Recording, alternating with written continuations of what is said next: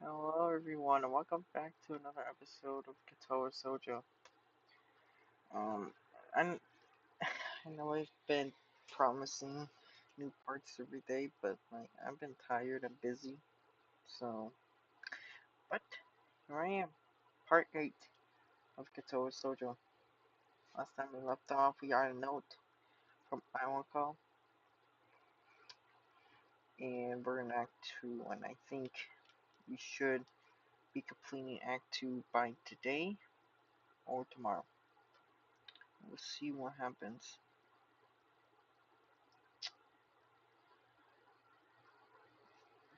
Let's start this. Oh, wait. Oh, I forgot. Jesus. I forgot. Hold on.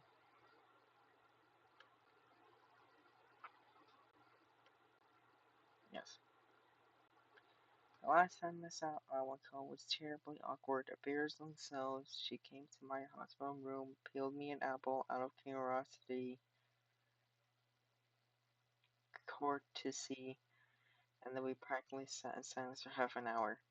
She said goodbye and didn't look at me in the eye when she closed the door. It might have been neutral, natural, and to the series of visits that were probably pretty painful for both of us. Every time she visited me in the hospital, I wanted to talk to her, but something stopped me every time. Every time that I didn't speak, maybe the next time even harder.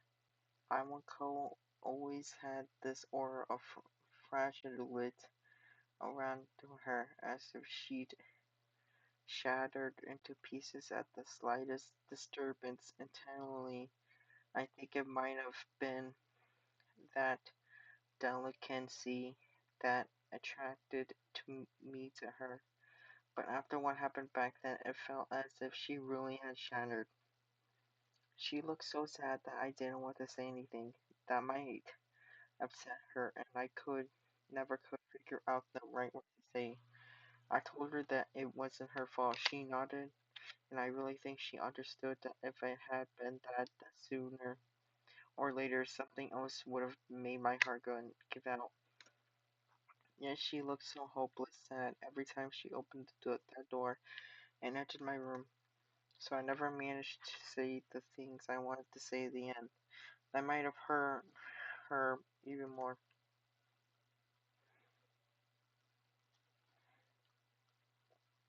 Carefully, I opened the envelope and drawn off the folded letter from within.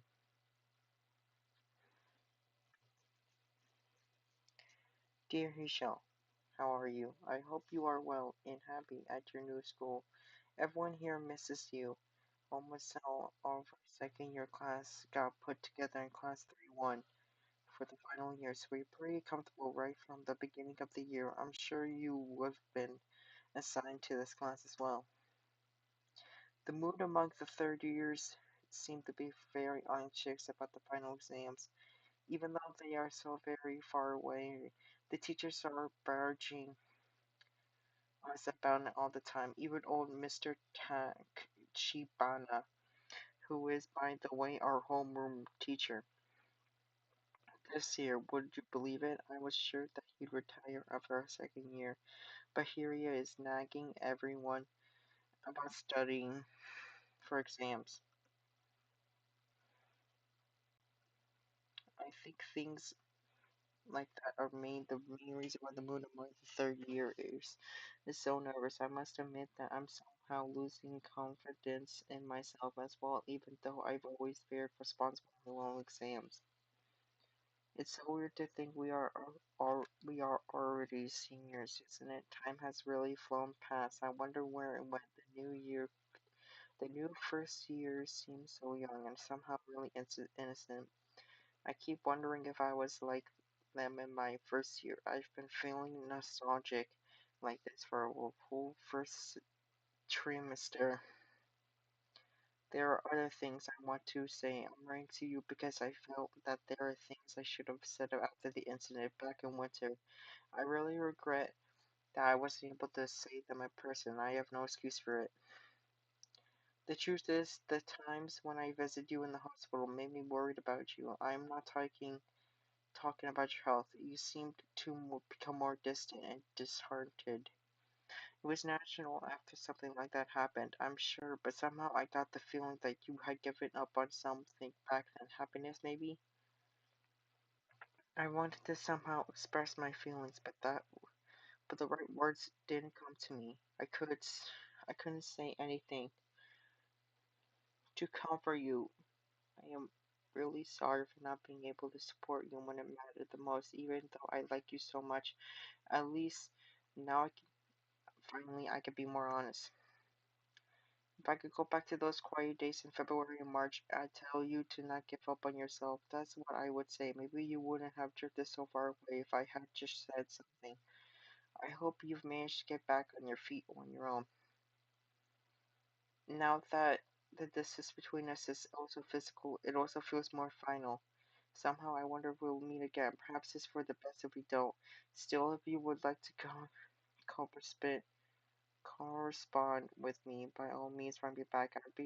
I'd very much like to hear about your new school and how you're doing. I wish you all the best. Sincerely, Amako. After finishing reading the letter, I folded like it was and placed it into my desk. I don't know what to think of this. I feel empty and confused. Why now, after all this time? Just yesterday, I decided that I can't let myself stay like this. I try to get on the top of my own life. Reading this letter just reminds me of what could have been. Of course, I wish that I didn't have to be here. I want to be in the same classes with Amako again. Maybe we would talk every day now and go on dates. My life didn't go like that. I didn't really need to be reminded of this. Amako needed to write this letter for her own sake, and I'm glad for her that she could, but it would have been better if I had to read it. Of course, she was right. I thought of that the same thing yesterday. I had fallen into a pit of depression and now have to try to climb out. I rip out a page of my notebook and after a moment of thinking how to frame my words, write a short reply to Amako. I find it difficult to be really honest to her, but at least I try a port somewhat confessing I don't write her about Yamako at all. I doubt she'll write me will write me again, but I don't feel at all sad about it. I fold my own letter to her as if no envelope said to next to how it goes. I mail it to her later. Then I lay back on my bed looking at the mountain gray ceiling. A bird sings outside of my window and some gust of wind flutters my curtains. The summer afternoon feels still, as if time has stopped for a brief moment. I think about all the things I've lost and will never regain.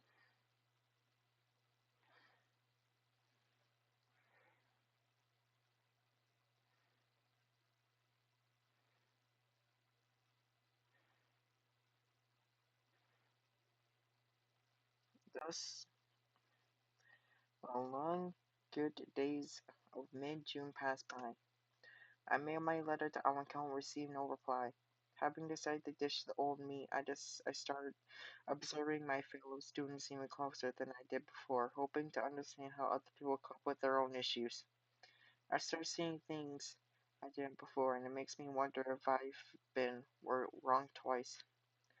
Superficially, everyone is normal, yet so strikingly normal that it shocked me at first. I admired the way my new schoolmates turned my prejudice around just like that, simply by being themselves. Now that I've got used to it, I've been noticing other kinds of tones in the people surrounding me every day. There is soft, numb sadness all around me. I can see the efforts everyone has to make just get through the day and how it weighs on their shoulders like it weighs on mine. Even the brightest smile is just slightly dude, subdued. Every outburst of annoyance just slightly damped. It's subtle, but it's definitely there. I try to think what it means, what I can learn from others. I wonder if deep down everyone is as lost as I am. Is there even one person in here who has truly found peace? I start to feel doubtful once again. I can't decide whether these people are happy, unhappy, or if they've just learned to cope and now live in an unfeeling limbo like I did all spring. I escaped from these feelings into the towering piles of books I carried to my room from the Yuko's sanctuary. After realizing this will just shut me down even more, I started going into art club rooms more often, usually whenever I can. Ren too seems to spend more time in there than her own classroom. I often see her towards the door at the very end of the corridor. That wooden door in the room behind it, smelling the paint and paper, seems to mean more to her than the rest of the world combined. She says she has a special permission to use the room, which I don't doubt at all. I don't think Nomaya would deny Ren anything. He seems to dote on her like an uncle above a favorite niece. The object of his affection, however, has no favorites. She says she appreciates the teacher a lot for going the extra mile for her sake, but even when she says that, her expression is the same as always. It's as if she was talking about a particular unremarkable rock that she saw the other day. I can't really figure out their relationship. Ren doesn't seem to let anyone close. I don't think even Emmy could say she crossed the gap that seems to separate Ren from the rest of the world. I don't understand it. She seems so indifferent yet so passionate at the same time. Somewhere the school bells ring the last call of the day. I realize I've been zoning out for who knows how long. Best I sit up straighter, trying to look as uncapricious as possible. The pungent smells of licensed oil and turpentine mix in my nostrils as I draw a deep breath. I feel drowsy and lightheaded. It's already this late and a few club members left early, so it's just me, Ren, the teacher, and two other girls who are also about to leave. What is that? Alright, so that's obviously a skull. That's a what? Is this a wall? What is that? It's a there's a feet. Um, there's this yellow thing with the green eyes, mouth. Okay. Reina's sitting to my right, slowly working on a painting while I'm handling the time away. I don't think she realizes I've been watching her this whole time. Do we have to get that zoom in into her feet? Oh my god. Reina got paint on her feet. Paint on the toes. At least the toenails look clean. Okay, no, that's bro. What's wrong with me? With a nimble move of her delicate ankle, she dips the brush into crimson paint and presses it lightly onto the canvas. A stain spreads around as if the brush was bleeding. Her progress has slowed down to a crawl, but now I've learned that this is dangerous for her technique, as the paint must not be allowed to dry before she finishes. It occurs to me that I'm literally watching paint dry, and yet somehow I'm not feeling bored despite spacing out just now.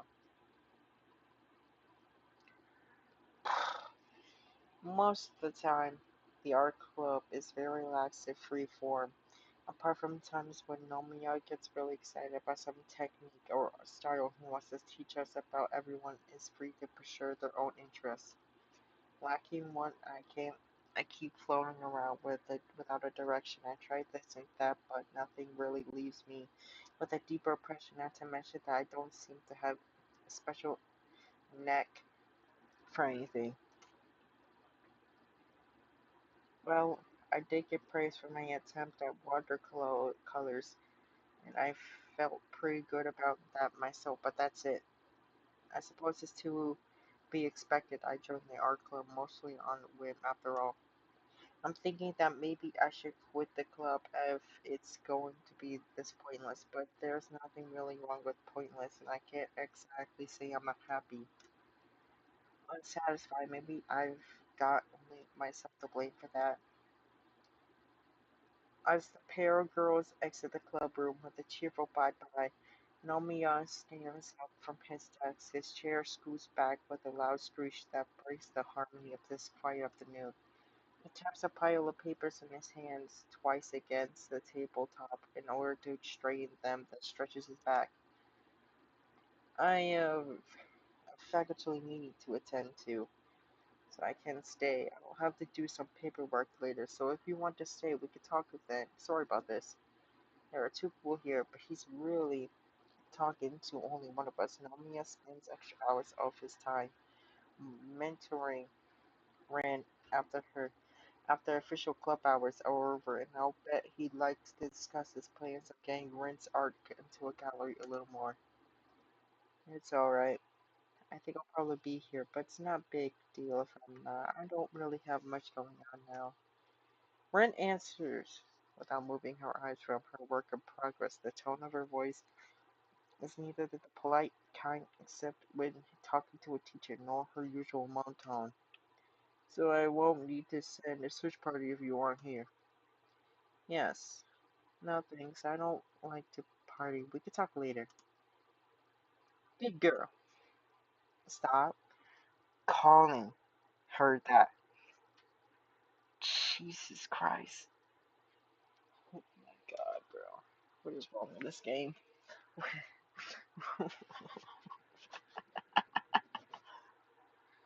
Smiling, the teacher picks up the rest of his papers and makes his way to the door. I glance at the clock above it and then at my watch to double check. There. 3 minutes apart, but nevertheless, the club's meeting's time is over now. Rin seems intent on staying here to work on her piece while waiting for the teacher. I can't quite imagine what their one-on-one time would be like. Would they actually discuss anything? Rin is always so subdued in what she says, and when she does say something, it's difficult to understand what she's talking about. Maybe Nomiya just talks endless like he does at our club meetings, letting Rin absorb what she will from his infinite well of art knowledge, like a sunflower turning to face the glowing sun. Do you mind if I stay? I thought maybe I give some watercolors another try. I blurt out this view sort of accidentally. Embarrassing myself, Lynn doesn't take her eyes off her painting. Okay. I shift around in my chair, then get to fetching a cup of water, brushing colors, and some paper. The sound of my footsteps evades the still afternoon air. Before starting, I try to recall what the teacher told us, an important philosophy of the medium working with watercolors means more working with water than working with colors. I try to keep that in mind. I dip my tiny sample brush into the water cup. I'm mixing yellow and blue, trying to capture the sunlit treetops outside of the window. The sun is low, so the yellows are more pronounced and everything looks darker. I still can't quite connect what I see what my hands does with the paints, but it's a passable attempt for my level. After a while, I start losing my focus and move the paper aside, deciding to watch it work for a while instead. That little while stretches first into a long while, but then into a little, really long while. Then paints her entire being, fully concentrated on the brush between her slender toes, and the painting comes to life one stroke at a time. She seems determined and yet at the same time relaxed, effortlessly moving the brush around, never hesitating. Colors met apart, mix and cover each other on the canvas, bending on her quiet will. I'm sorry, but I'm trying not to laugh because people have been saying that I'll be traumatized when I'm playing her route. So I could just imagine my reaction to the part that's supposed to traumatize hypnotize me. I don't know anything about composition, structure, or any of that stuff, but I really like Rin's paintings. I like how she looks when she paints. As usual, the silence between us compels me to speak rather than merely wait for her to open up. She might end up saying nothing at all. You mind if we talk? I don't mind. Like, I want to ask more about why you get so weird about this thing the teacher wants to arrange for you. Ren picks up a tub of paint and squeezes it between her toes.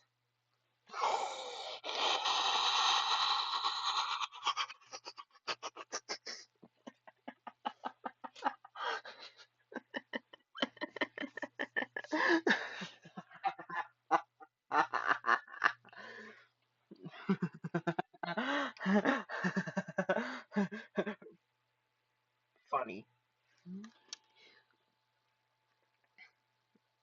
And I'm feeling almost as easily as someone with opposite thumbs. Taking up a brush again, she replies. A lot of things, and some not things, on things. I don't think that's a word. Well, she's mad. Look at that face. Yeah, she's she's mad. Like, really mad. Way to go, Hisho. This is like the 10th time you made a girl mad. Oh, Hisho, what are we gonna do with you? Do you want to talk about it? I tried to reach out to her, clumsy ignored the embarrassing feeling of awkwardness. Rain keeps her focused on the painting, spreading more and more paint on the canvas, her lips forming a perfectly straight line as she concentrates on the job. Not really.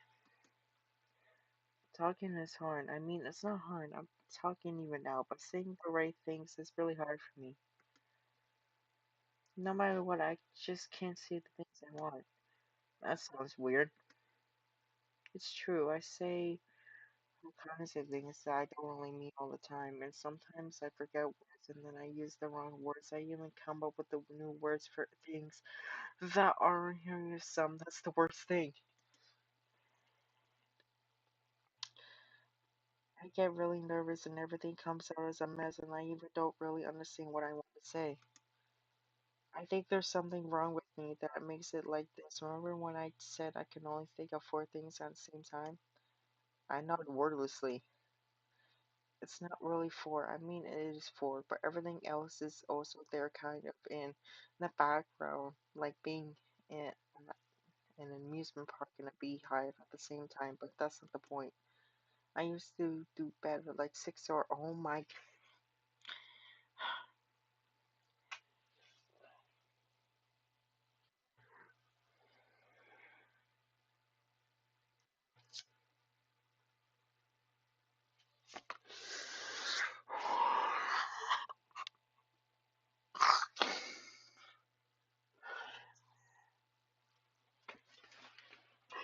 I quit. I'm done. I'm done.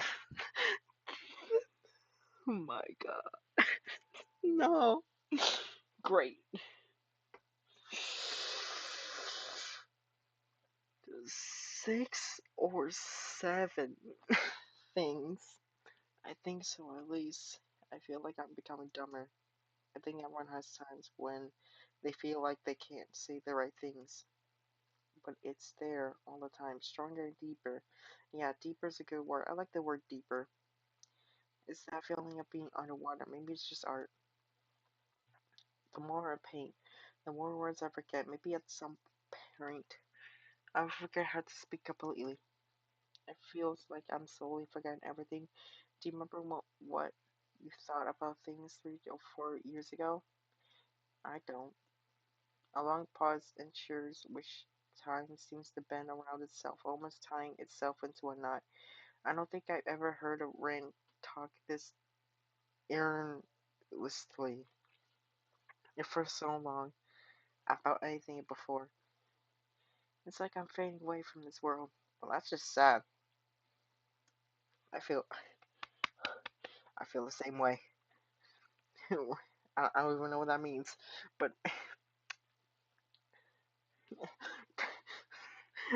Rin's foot has stopped its work on the canvas and she's staring at her painting, unmoving, as if gazing at some farewell horizon.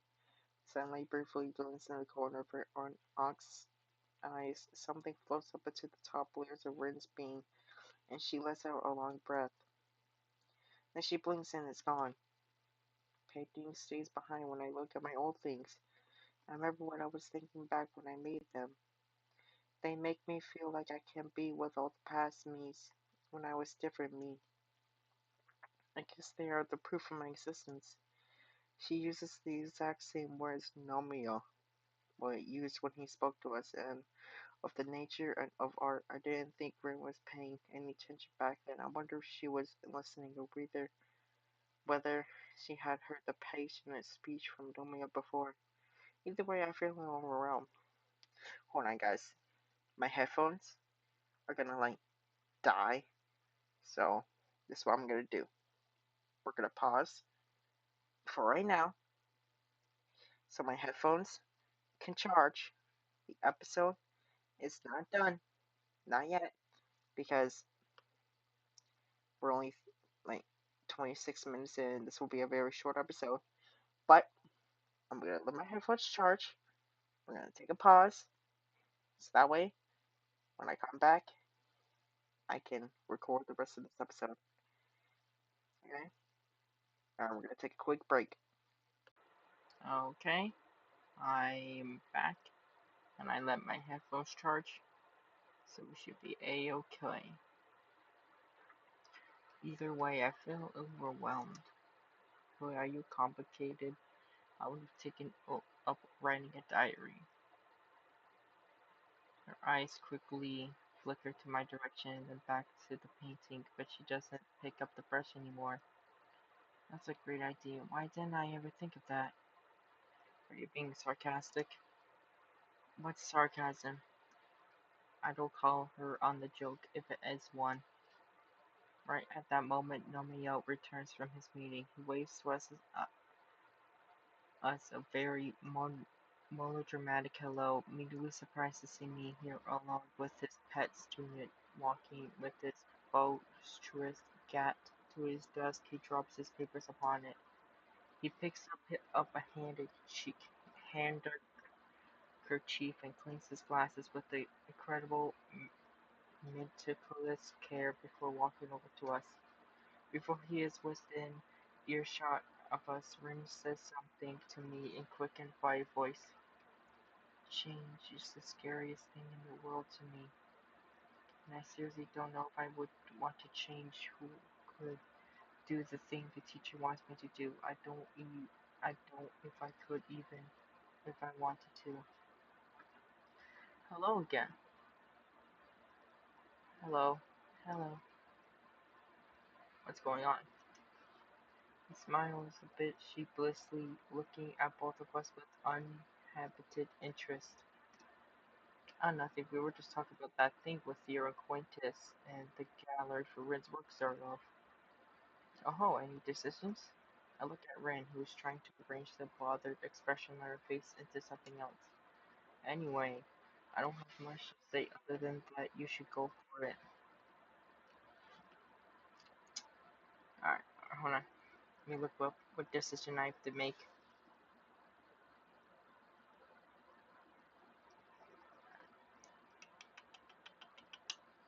It says I have to choose.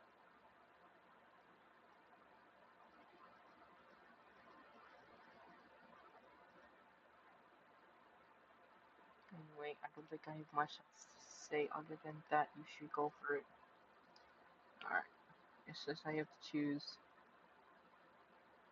the first option. Okay. This isn't like you. You told me that people should do things they can't just because they can. And now you're being all wish-washy yourself accepting this support. I don't think I'm going to talk about this. I'm going. Ren stands up and trots out of the room without saying anything more. I'm sorry. I think I made her upset. Ah, don't worry about it. She'll be fine. I'm sure I'll talk to her later.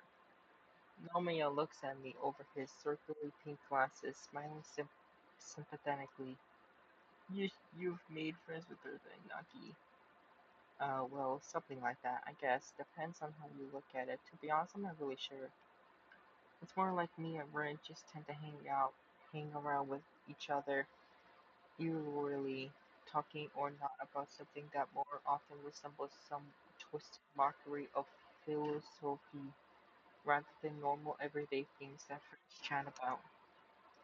Well, that's good, isn't it? You're a new student, and we should be promoting integration into the student body. As such, I can't remember all the buzzwords they spewed at facility and Yamako's foundation meetings, but that's how it is.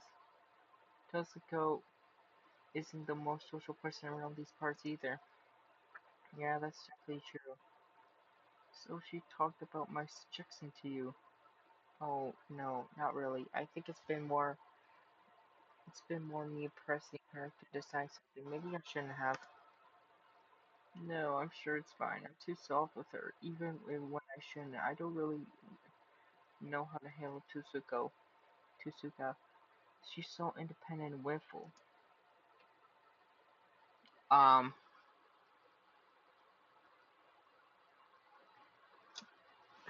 no, why is this? What?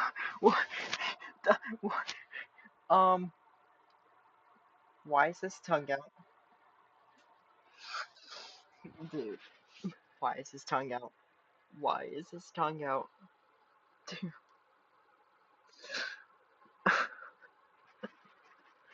Bruh, no, yeah. Is this something you want to tell us? What the? What the?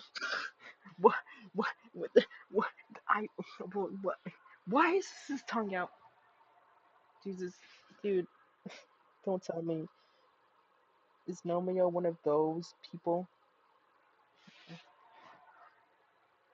Nomeo is one of those people. Oh my god. Jesus Christ. I wonder if this is what every old geezer of an art teacher who gets his hands on a young and fearful prodigy felt like. He chuckles ironically to himself a little bit, turning to face Ren's latest work with such left drying on the easel. She departed so apparently that I wondered if she considered it finished. Oh, he was talking about the artwork. Whew, woo, woo. For a second there, I thought I had to delete this game. Ooh, okay, we're safe. We're safe. We're safe. We're safe. God. So let's see that painting then. He leans in closer, peering at the cave-ins.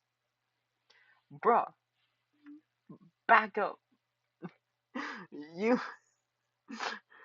Nomia, your belly is like taking up the whole screen. Dude, lose some weight.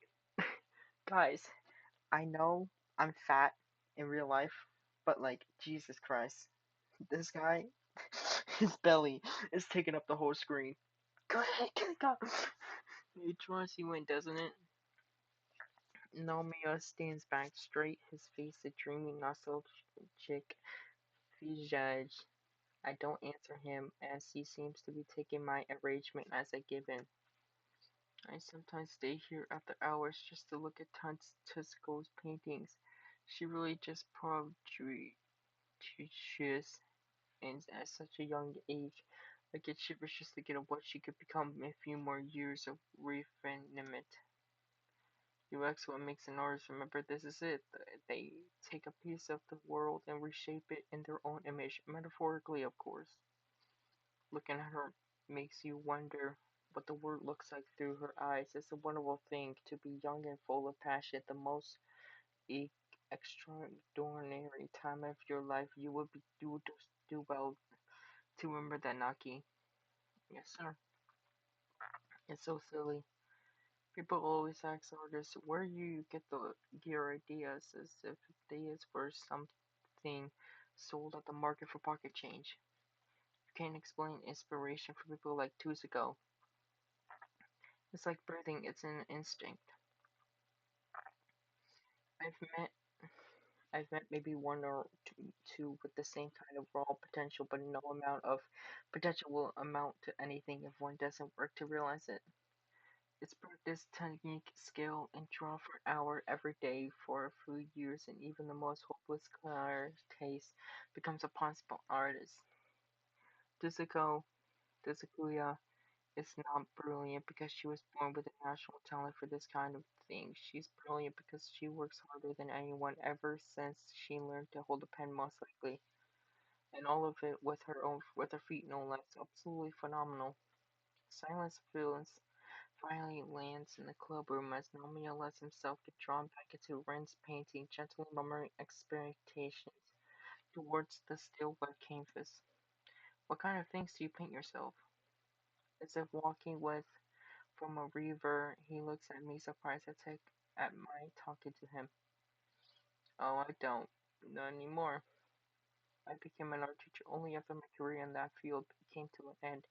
Now I just pass on knowledge to the next generation. The way Nomiya answers is curious, both giving and withholding information. I feel like asking more, but he cuts in before I get the chance. Now you should run along, my boy. It's almost dinner time, isn't it? Yes, sir. Have a good evening. You too. I quickly collect my stuff and step out into the deserted hallway, leaving the teacher alone with this musing. The weekend will be here soon. It's amazing how fast time flies here. I promised Emmy I'd join her for a celebration of her triumphs at the track meet last week. That should be plenty of fun. Of course, we're just gonna skip that. Yeah, cause like, screw Emmy. Are you sure you want to go? The weather that has been wonderful for all June has finally taken a turn for the worse. The laden clouds trooping over the town looks worrisome, and the air feels heavy and still, just like before rain. The forecast says there's a 60% chance of rain this afternoon. Maybe this will mark the beginning of the rainy season.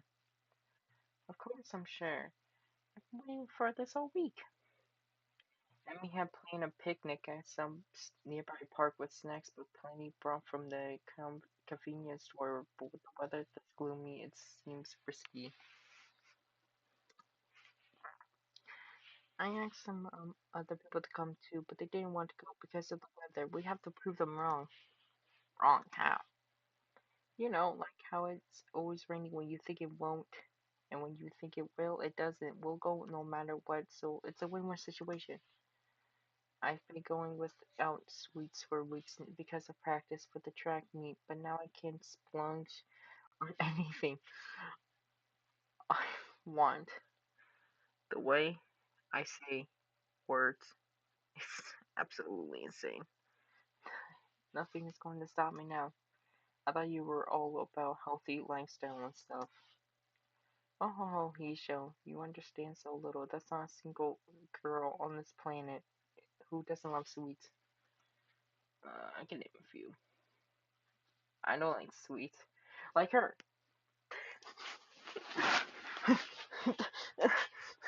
Perfect timing. Am I right? Right as I say, I can name a few. Rin shows up.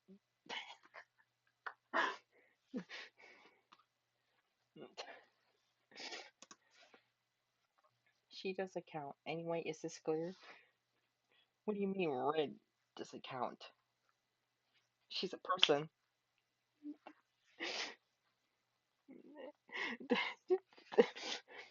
She counts. She's a person, Emmy. We're all people. And we should all love ourselves, no matter what we are. Okay, let's continue. Completely. We will go and eat our food full of sweets. Damn straight we will. Well, just two of us. Ren won't. Ren would just.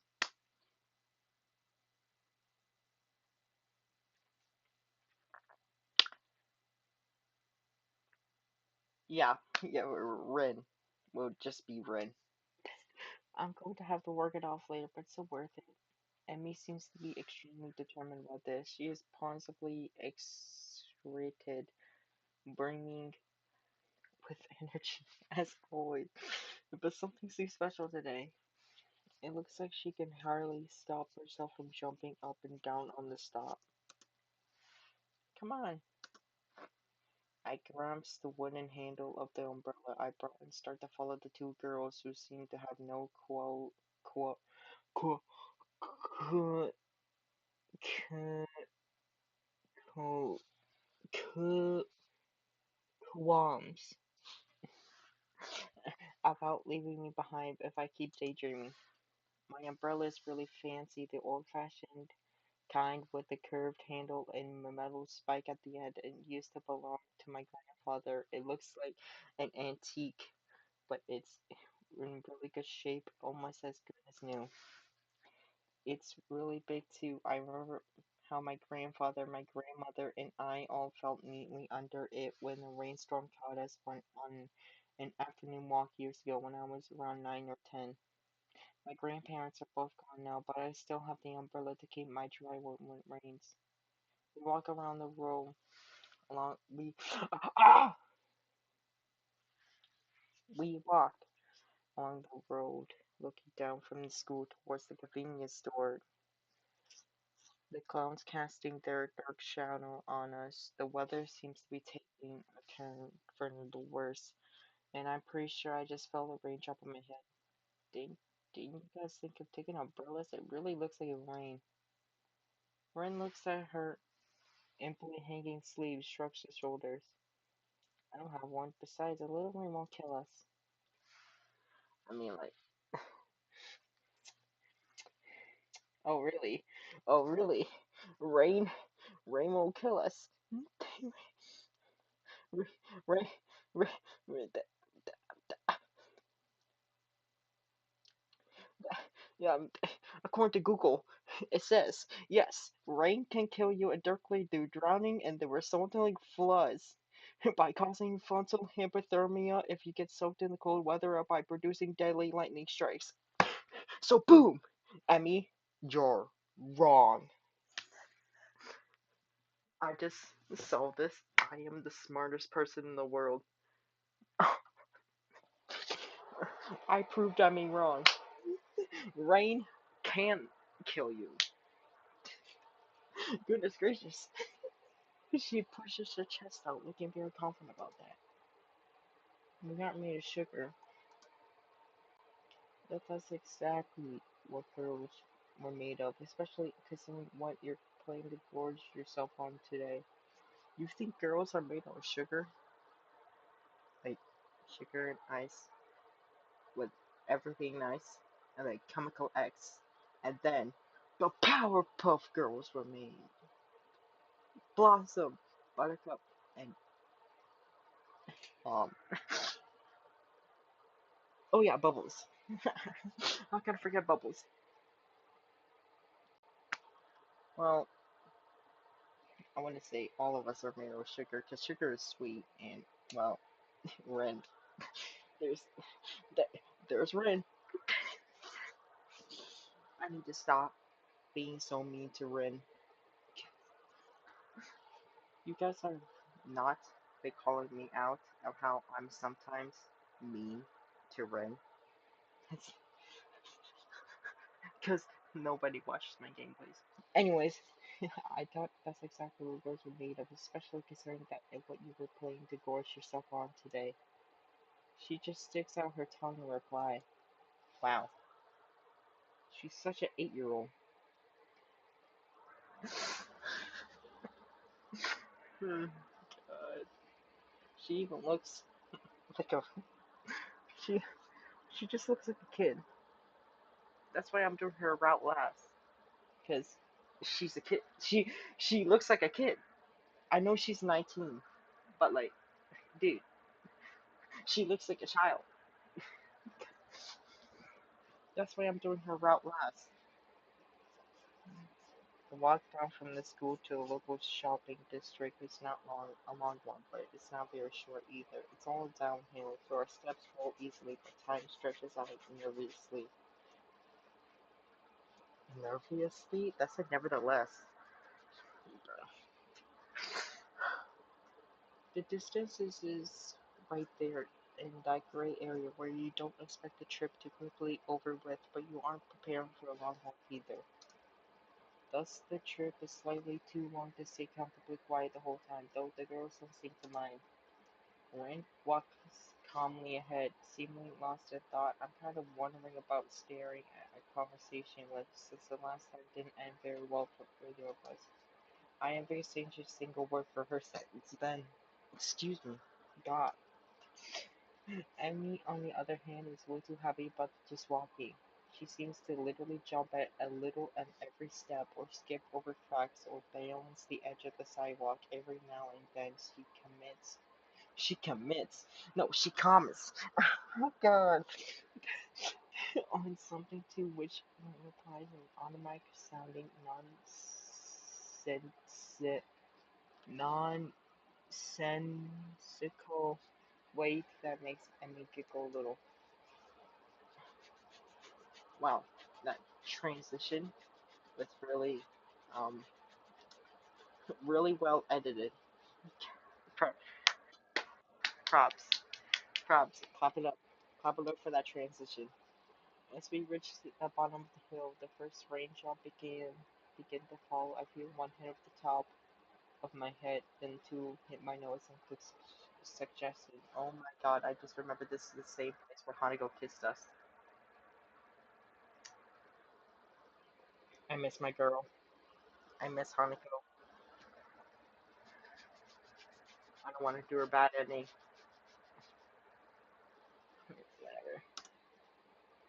It's not one or two rain clouds anymore. The entire sky is turned shadowy gray, billowing, bill, bill, billowing rain clouds soaring on top of us.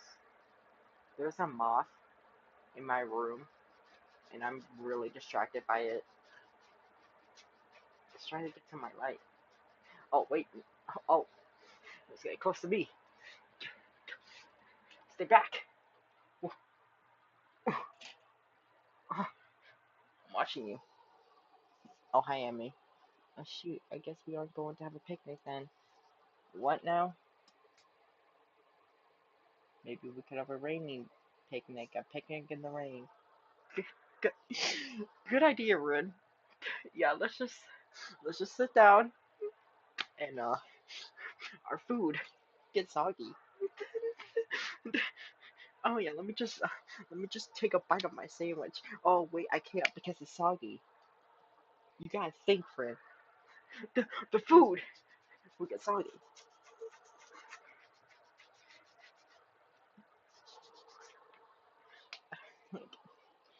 Rin has such a way with words. No, we don't just catch a cold, and I don't get meat on my snacks or wet. Or we can get hypothermia if we get soaked in the cold weather, producing deadly lightning strikes. Yes, rain can kill you indirectly through drowning and the resulting floods.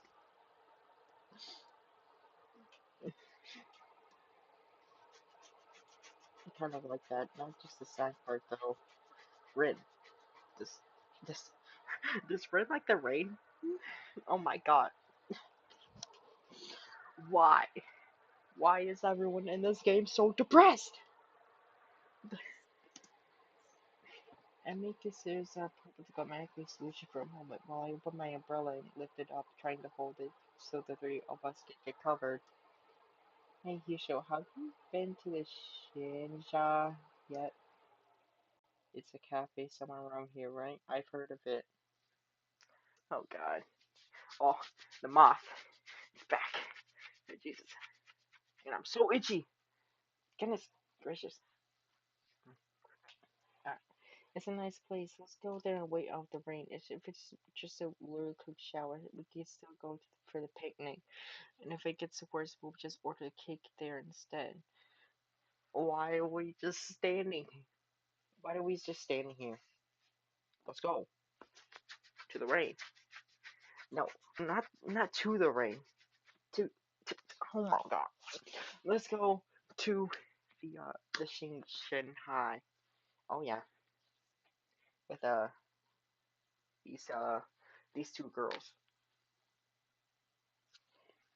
The moth is gone, so we should be good.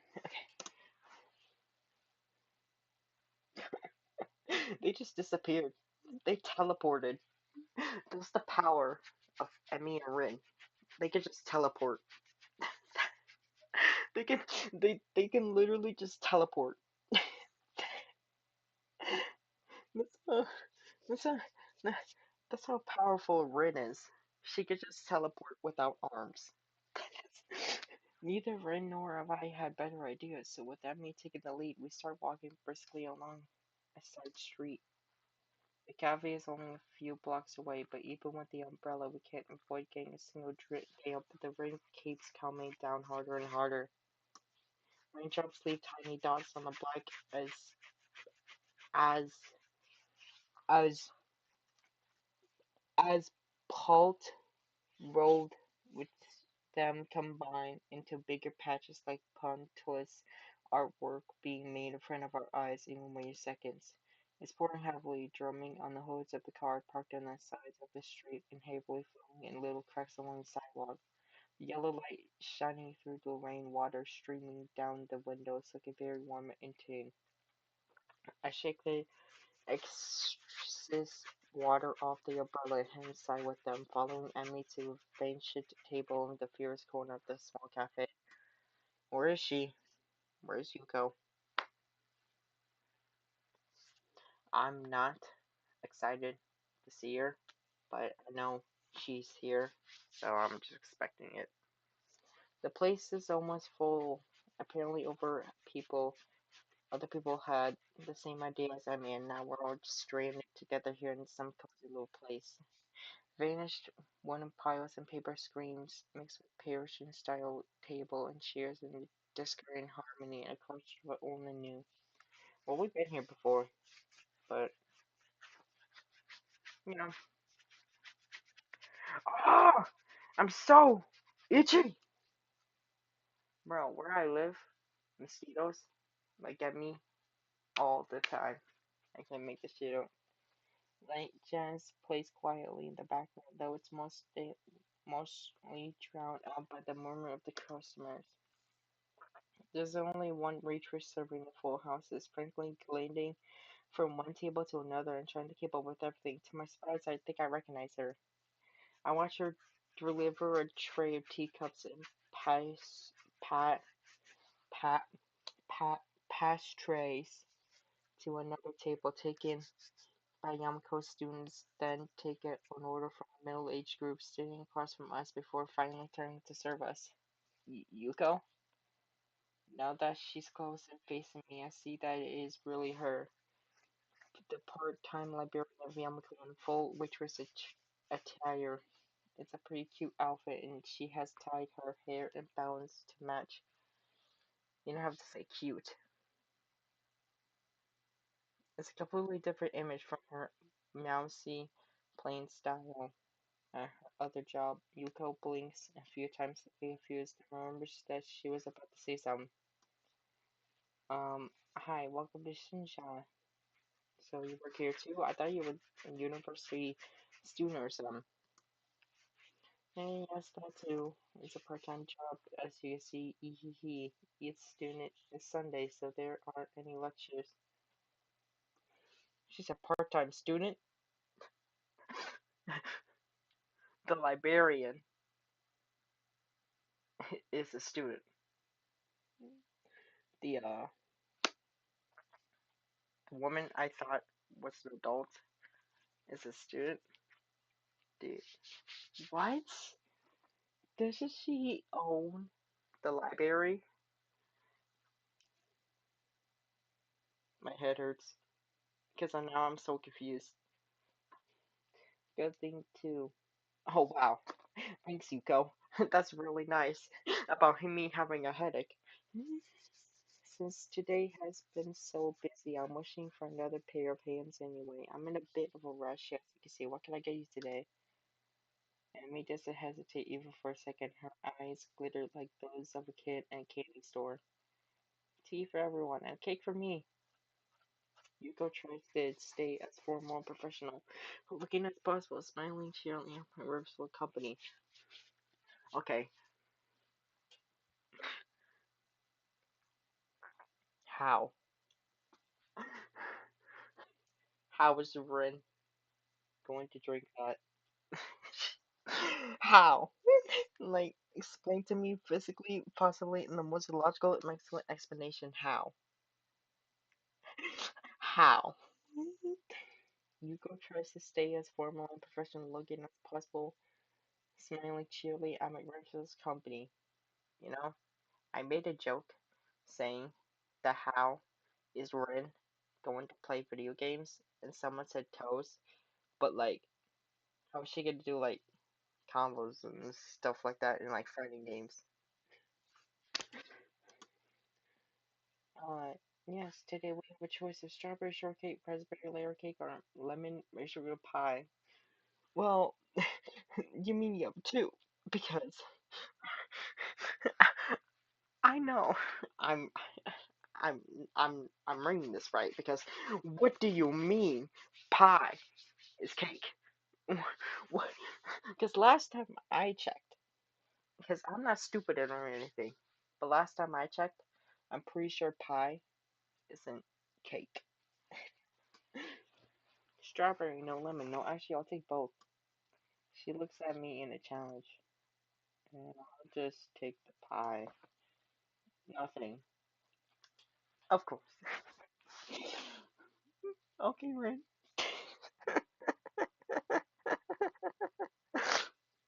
So straightforward.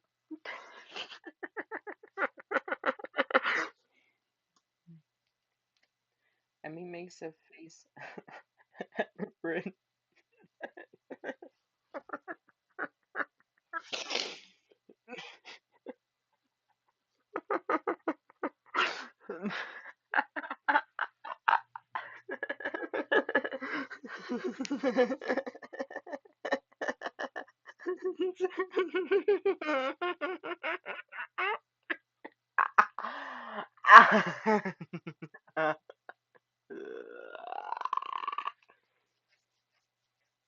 Amy makes a face at Ren, as though she had bitten into a lemon. She's clearly unhappy with her just for not joining in.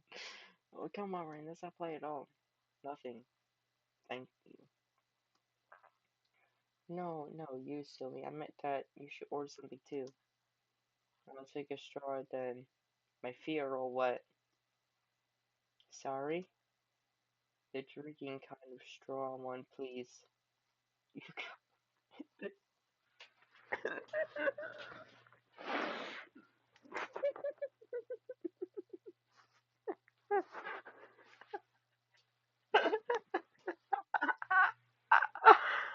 Ren.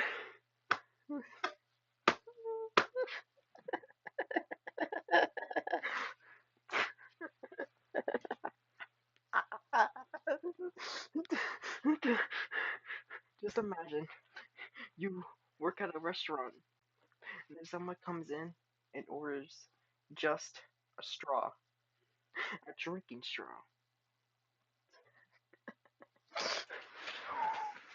Yuko is obviously uncertain of what to think about this. She fiddles with her pen and stunningly for a moment, looking like she's about to cry before deciding on French worry.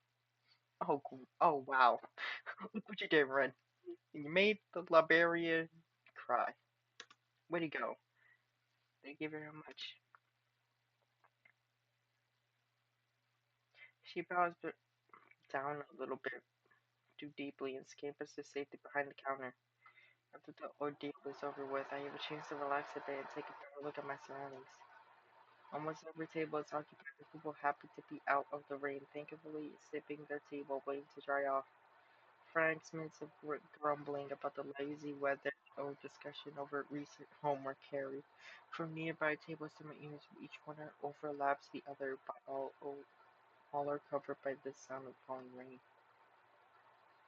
After a while, Yuko returns to our table, carrying a tray with a huge teapot, three cups of slice of cake, and two slices of pie. Where's the straw? I'm pretty sure Rin ordered a straw.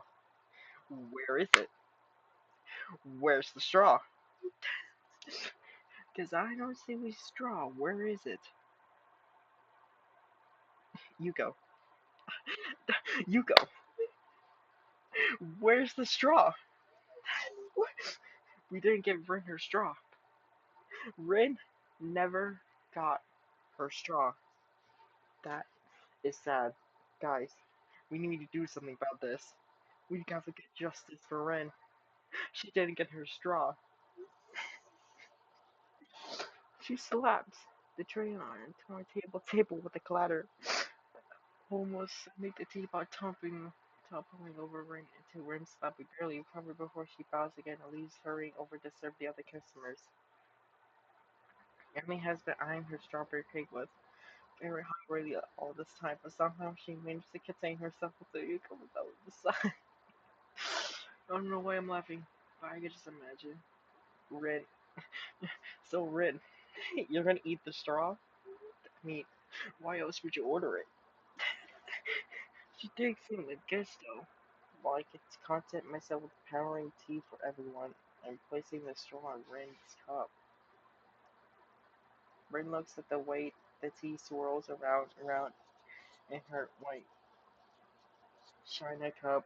Her eyes have closed almost like she's being hypnotized. Guys, never mind.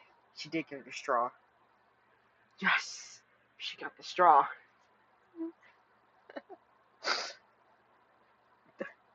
She's not gonna eat it. I pick up. I pick.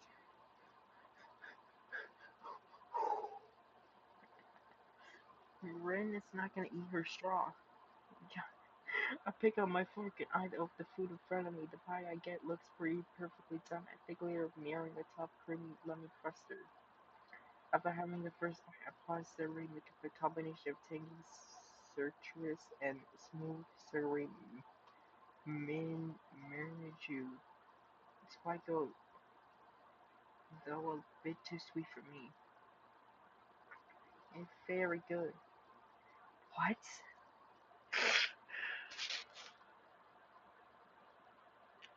I thought Rin had had a speech problem and was stupid, but Emmy, you, my friend, are on another level of stupidity. Not as stupid as Misha. Misha is the dumbest character. Wait, no, no, no, I meant her IQ. I meant her IQ. She's chucking through a mouthful of cake already halfway through her slice. Even it's not exactly small. So what?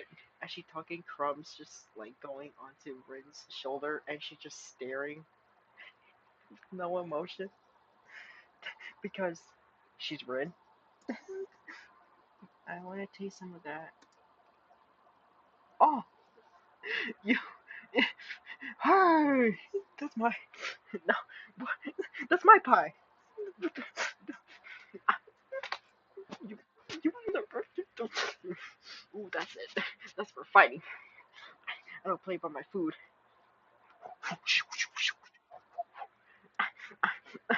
I'm not gonna push my computer though. That's not. Yeah.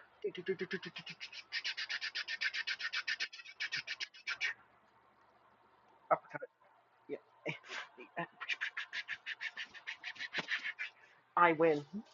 I just won. Well, to be honest, she probably would kick my ass. Not gonna lie. At least, at least I'm very honest. You know.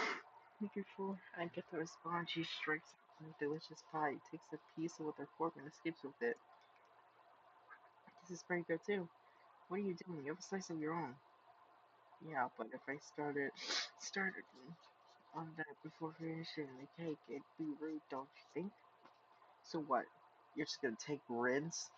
You're gonna you're gonna take Rin's straw and just eat it? You just ate my pie. You're gonna eat orange straw too? You freaking weirdo. Her isolation is outrageous, but the gentleman in me allows for no isolation. Yeah, I'm a gentleman too, but I would yell. But when it comes to social space, I would yell. Honestly, I probably wouldn't even yell. And in fact, I don't even think I would talk. I would just probably sit in silence the entire time, just not knowing what to say. I just, cause I'm a very shy person, off camera, of course. I glare angrily at her, and she replies by sticking out her tongue impatiently. Oh, oh, oh.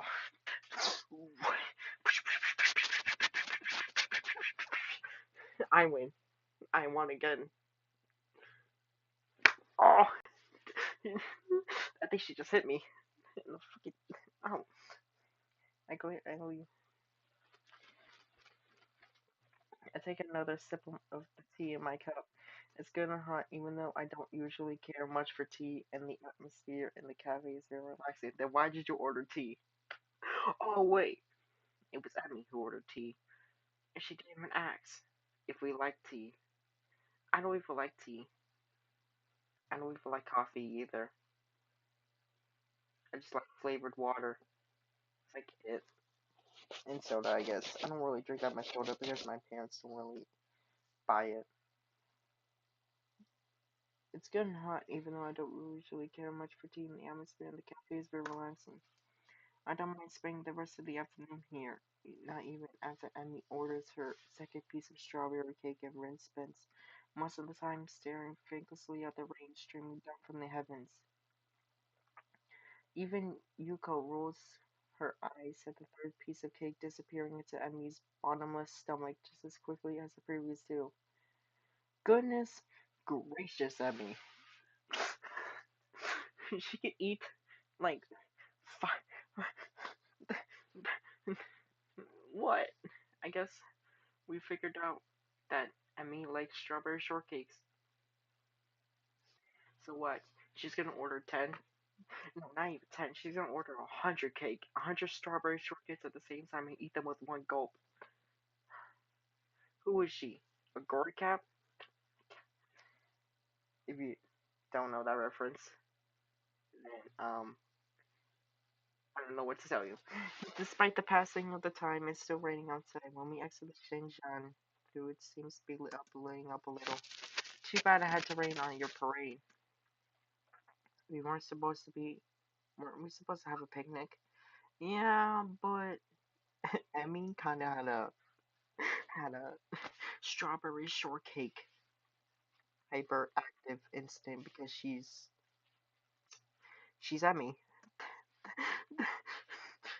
Oh wow! Speaking of the devil, Emmy doesn't look too distraught over this turn of events.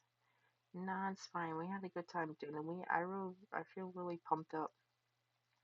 It isn't even raining that hard anymore. I kind of want to hike back to school to get rid of this energy, work off some of that cake. She stretches her arms out and ages her back like a cat.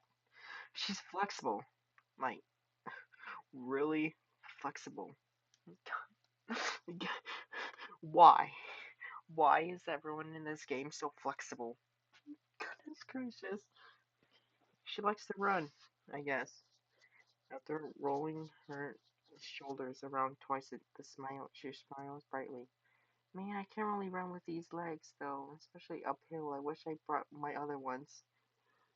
What legs? Girl, Emmy, what legs? Tell me, physically, what legs?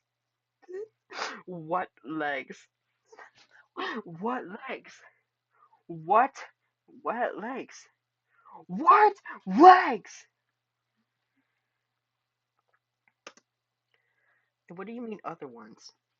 These This notion sounds odd, spoken so casually, but I guess for Emmy, changing legs is sort of like some of changing shoes. Maybe if I walk really fast, then that will be kind of like running. I think I'll do that. I won't be able to keep with that going uphill, though. I really am in bad shape. Plus, you'll get wet without an umbrella. It's hardly even a drizzle now. Hardly a drizzle. Hardly even a drizzle now. Hardly even a drizzle now. Hardly even a drizzle now. Hardly ever a drizzle now. Okay, I'll stop. It's almost like 3 a.m. I shouldn't be yelling. A few drops won't hurt. I think I'm going to go to track after I change my legs too. Emmy skips from the protection of my umbrella, goes ahead at a brisk pace. Suddenly she seems remembering something as she stops and spins around. See you tomorrow. Come eat lunch with us on the roof. I'll bring it up for 3. Um,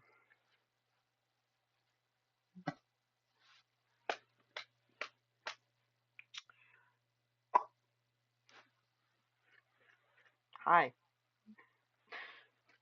Hey, quick question. Why are you so mean to me? I didn't even do anything. Ren and I are left to watch her wave at us and skip ahead. Off again. Soon she disappears around a street corner. I never really understand why Emily is perpetually in such a hurry to get somewhere. So would you like me to walk you back to school so that at least one of you won't get wet if you're happy with it? She's so sarcastic. Jesus, Rin. Why are you the way you are?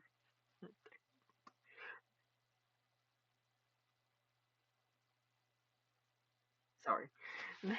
It seems neither of us wants to keep alive the strained atmosphere from the argument a few days ago in the art room, which makes me feel relieved. I don't want to bear grudges, and I'm happy that Rain feels the same way. Thus, it is decided that we are content with each other's company for now, and we start walking in the same direction as Rain and Flint as Emmy. God, oh my God, and Blint at a kind of extremely calmer pace. Whoa! Oh wait, I forgot. I forgot Rin is a girl. I was about to say Yowie. Goodness gracious. I get a bit close to the Rin, even though the umbrella is already big enough to shelter us both. I can feel her nearby warmth, providing a concert to the chill of this rainy weather. Raindrops hitting the umbrella make a dissonant sound, playing the staccato melody of rainfall for nobody in particular. Why are we not looking at each other? Bro, come on. You shall just just take one look. Just make eye contact. You don't have to kiss. It's way too early for that. Goodness gracious. Just like make eye contact or something. I don't know. I realize I haven't been outside in the rain in what feels like forever. I inhale, taking in the scent of the rain, feeling the weather with all my senses. The world melts into a blur inside the rain. The colors of the sky have deepened from gray to dark blue, with hues of red added to the mix from the sunlight reflecting off the clouds. The low-hanging sky looks pretty, as if I could reach out my hand to touch it. Have I told you how much I like the rain? It's like painting, it makes me feel connected. Almost echoing my thoughts, Rain lets out one of her own. It slips out her mouth, circling around us gently. Everything looks so soft, like the outlines of things just disappear. I like that. It's like the rain is hugging me. Her voice sounds different from her usual, no more gentle and now and soft. I wonder if it's only because of the rain or because of the mood the rain brought upon the quiet artist girl. I feel that mood in myself too, enhanced by her words. Oh, oh, see, Tisho, I told you, it wasn't that hard to look at a girl. Goodness gracious. I know it was hard to look at a girl after Awako, but Awako is old news. Nobody really cares about her. Yeah, I like rain weather too. It's nice every once in a while. I wonder what is about the rain. Oh, eye contact. Guys, this is getting somewhere. We are now entering eye contact. Eye contact. I can feel the sparks of love in the air. I mean, rain. It drops. Look at the. I can sense the love. The love is strong. Everything. As silence follows the statement as it allows for no continuation. I just need to push the direction of the conversation a little. But if you like the feeling of being connected, what's the problem by showing your paintings to others? Don't you want to be connected to other people? It's not the same thing. You're comparing apples and squids. What? Huh? Apples and apples and squids. Squid app. Squid. Squid pill. Oh my god. Squid pill. Goodness gracious. If we. Huh? Compare. Well, if we actually compared, I guess one is a sea animal, the other is a fruit. One, I wouldn't recommend eating. Two, you can eat, like, safely, with no problems. Only if you have teeth. I brought up the subject Ren wants to avoid, and it shuts her down again. The question stays hanging between us and the rest of the trip back to school, and I can't help wondering what on earth I could have said to truly reach Rin. Does she feel that she's lacking on identity? She has a strong personality, but if pressed to elaborate, I'm not sure if I could describe it accurately. Accurately, she feels like a person who is in constant conflict with herself. I never know what to expect when I talk to her. I wonder how she feel herself experiencing disconnect. Oh, oh, guys, guys, you hear that? He said it. He he said the name of the act. Oh my god. He said it. Guys, guys. He said it. He said it. He said it. He said it. He said the word. He said the word of this act. Disconnect. Oh my god, he said it. Mind blown. Oh my god. He said it. He said it. Oh my god. Guys. If Ren is acting herself every day, who am I? I absolutely paints and manages to define herself day after day. What does she think of the way of living? The irony is that's the exact same question I've been asking myself for the past 4 or 5 months. For me, it was miserable. I can only assume that it's the natural state thing for this girl. Man, he shows chin. It's like so like, like chubby a little, little chubby cheeks. When we stop in front of the dormitories, Rings turns to face me as if sensing my thoughts from afar. Her gaze travels emptily past my left shoulder to the shapeless rainfall. Her dark eyes seem to suck the low and pit light into themselves like a reverse mirror. That empty gaze lets nothing out. If I want to understand what's going on behind those eyes, I have to work it on myself. Rin opens her mouth and closes it without saying anything. The silence lasts for a few moments before she takes a step towards the dorm building doors. See you tomorrow. Alright. I guess see you tomorrow, Rin.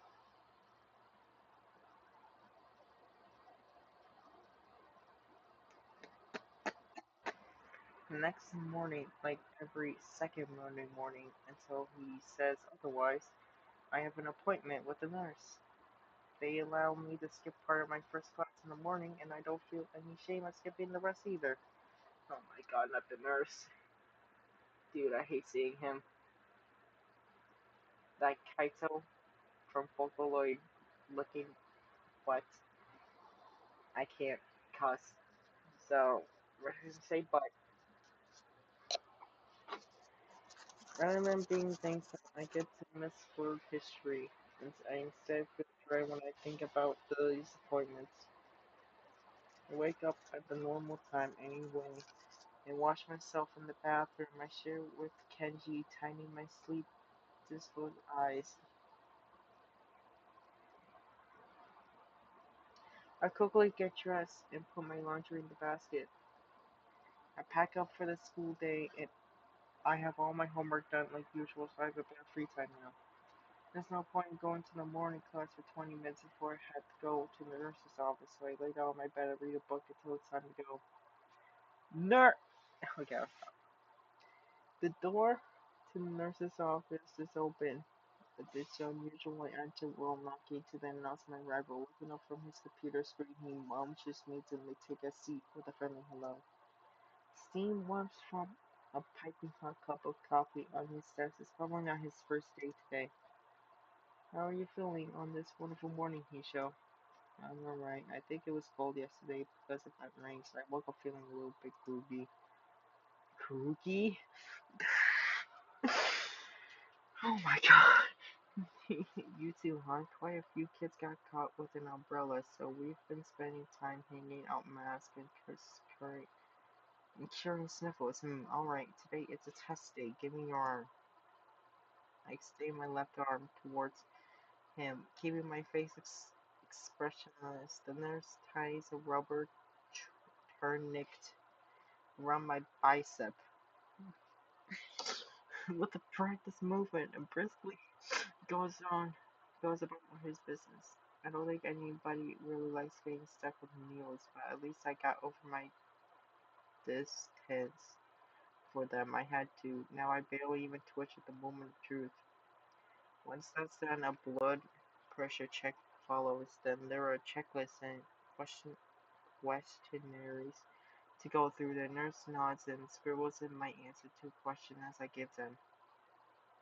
Alright, let's have a listen now. I unbuttoned my shirt and put it neatly on the back of the chair I was using while he puts on his stethoscope. I know by heart the order of place where he's going to listen to my lungs and heartbeat. I adjust my breathing to be even and deep without being asked. It's become routine now for both of us. It's funny, this is pretty much the only time in once in a life where you really concentrate on breathing and nothing else. It's always amused me. The nurse lifts the cold steel stethoscope from my chest and places it a few inches lower, listening again. The contact of the metal makes me flinch of reflex, even though I was expecting it. He furrows his brow, but I can't tell if it's because he's unhappy or if he's trying to pick something his specific out of among the complex multitude of irregularities in my heartbeat. Is there something wrong? Please don't talk. I shut up. Him become more anxious. The nurse is nice, and I can't help disliking these mandatory checkups. I wonder if I'm going to end up hating all medical appointments from now on because of these. He finally lets slip the circle of metal plate from my chest, allowing me to talk again. Everything seems to be fine. Are you feeling alright yourself? I suppose I was out yesterday when it was raining, and yeah, I really felt a bit under the weather in the morning. Maybe I caught a cold. Were you with Emmy? She came down with a cold too. My people told her to stay in bed for a few days too. Really? I mean, I was with her, but I didn't know she got sick. I guess it was a dumb thing after all for her to go out in the rain like that. Yeah, well, let's put that aside. Everything seems to check out for you, but remember to be careful. Of course, I really don't want to go back to the hospital. He catches something, maybe repressed terror, I don't know, in my voice and glances up for something for people he was looking at. Hey, don't worry, at this stage it would take a huge crashing condition to get you to the hospital, get you rehospitalized. It doesn't really assure me, but grumbling about it to him won't make any difference. I quietly take my leave. Walking around the corridor from the actually building to the main school, I encounter a young female nurse coming the other way. She smiles at me when we pass by each other. The lobby is empty of people, no surprise since classes are still going on. I hear muffled sounds of discussion coming from behind the first floor classroom doors. I glance at my watch. I have to rush to get to my classroom on time, and I don't feel like going to class anyway, so I decide to climb the roof and have an extra long lunch break. Abby promised she brings something for me today, but if she's sick, that's probably not going to happen. I'm not feeling hungry anyway, so it's all the same. They climb up the steep stairway to the roof is oddly liberating, almost like losing weight. I feel satisfaction that it doesn't win me as badly as it did the first time I came up here. I push open the squeaky door on top and step into the sunlight. The chain link fence allows for a grand view over the treetops all the way to the gray silhouettes of downtown further away. The dreary weather of yesterday is just a memory now. The silvery blue sky seems to be a mere arm's reach away. I forgot for a moment that I'm in a bad mood. The warmth of the sun soaks into my bones, making me drowsy and lazy instantly.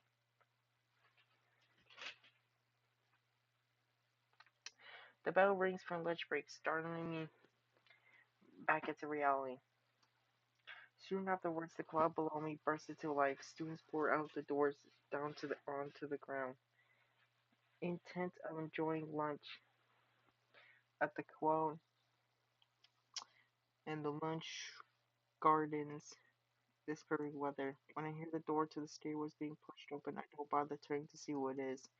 The intruder starts coming towards me with the uneven footsteps. Later, the river storms. The roof is covered with rattles and crushed underfoot. Let me guess, Emmy. The footsteps stop a few feet behind me, followed by silence. I look upwards to the glowing eye of the sun, absorbing its warmth with my whole body. What are you doing?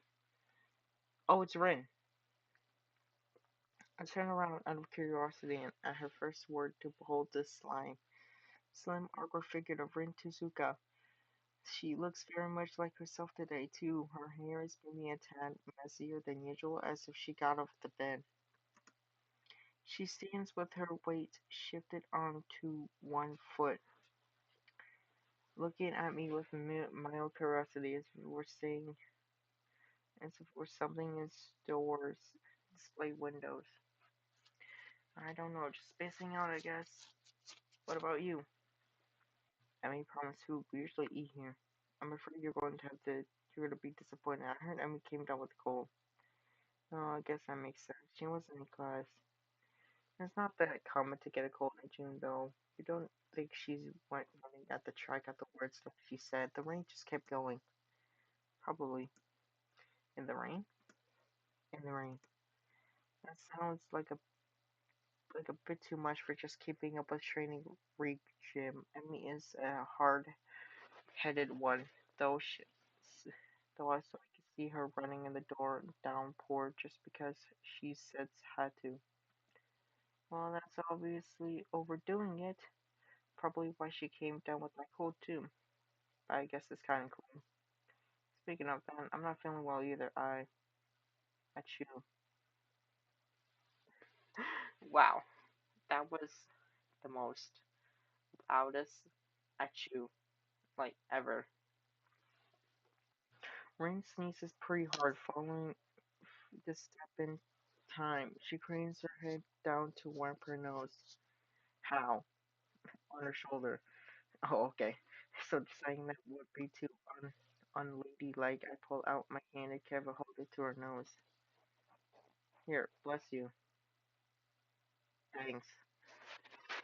She clears her nose and I dab the handkerchief gently, wiping it clean. Her nose is really cute. Oh my god. um, okay. I guess Rin's nose is cute. Only enough it's pretty probably the girliest part of Rin's face. I think I'm blushing a little, but Ren doesn't notice. Her nose is the girliest part of her face. Her nose, out of anything, is the most girliest part of her face. That makes total sense. Thanks. I think I may be coming up or down with something too. Like I was saying, hope not. Ren doesn't seem to be too bothered about eating, so despite the lack of Emmy provided lunch, we stay up on the rooftop. She comes over and stands next to me, right up against the fence, looking to the same strict distance I am. Nobody else seems to be coming around to intrude upon this calmlessness either. It's quiet and peaceful. What does one do on a lunch break if not eat? It turns out that between the two of us, we don't really know. Fortunately, passing the time is an activity that manages itself just fine. Even though there is no conversation to fill the silence between the passing seconds, no pointless activities like cloud gazing to spend upon the maintenance. Between now and then, time marches relentlessly. I keep checking the time on my watch, then decide it's a dumb thing to do. Instead, I try to hold out for as long as I possibly before I can check again. Maybe I can hold out for 6 or 7, oh my god, minutes. Ren remains silent, idly looking up at the currently explained above us. I wonder why more often than not we don't speak much. She said that she doesn't like speaking because of her perceived difficulties with expressing herself properly. As for me, I think I just got sucked into the habit of the hospital where I spent such a long stretch of time never really talking to anyone. Most of the time, I feel comfortable about this quiet mood, and even when I get to the feeling that I have to break the silence, it's always too difficult to come up with something to talk about when it's with her. She and I are on such different wavelengths that nothing seems to be on a common ground. What is it that you like about this guy so much? She turns to me, her eyes dark and serious. Sky is the only thing that is perfect. I know it. You could say I'm an expert of the sky if you wanted, and I'm even if you didn't want to. I'm sky expert. It's always different, but it's also perfect. Also, when it's different. I follow her gaze up into the boundless blue expanse, looking for words.